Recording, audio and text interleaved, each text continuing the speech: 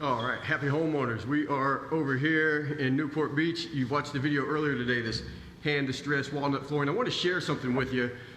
Maybe you're watching this video in New Jersey, where the heck, in Minneapolis, who knows, Mississippi, Gulf Shores. But so, we've got the hand distressed flooring over here, the walnut.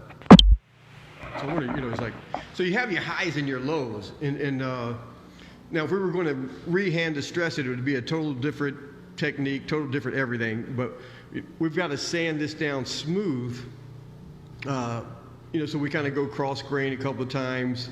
We don't want to take off more wood than we have to, but we've got to take off enough. And here's what I want to share with you, because I've been to clients' houses. I've had homeowners call me up and ask me to come over and look at the job they just had refinished. And there's the discolorization. So here's the floor, beautiful, changing the color, getting it down to the raw wood. See how beautiful it already is? But here's what happens with the sun coming in the window. Sometimes you'll have a rug, so you'll have those areas that have that discolorization, and you see that. And I've been to so many jobs over the years where the contractor has told the homeowner, well, no, that's just in the wood, that doesn't sand out. Now, sometimes that's true, but not normally. I mean, so if this is just one board, so maybe one board, but when it goes across a couple of different boards, you can see the highs and the lows.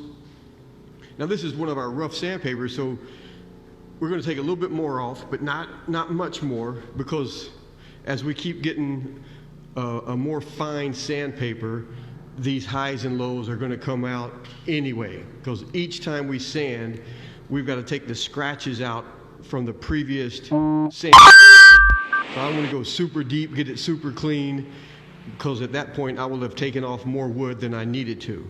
But you see the highs and the lows here, and that's all going to be flush and pretty. We got this one room over here. I mean, not done, but we've got to sand it a couple more times. But look at the difference already, and we still got to go over it, 2 or 3 more times. So when you hear me, you've asked us, and I tell you, we sand the floors, 6, 7, 8, sometimes 9 different grades of sandpaper, and it sounds like a lot, but we're taking it off paper layer by paper layer.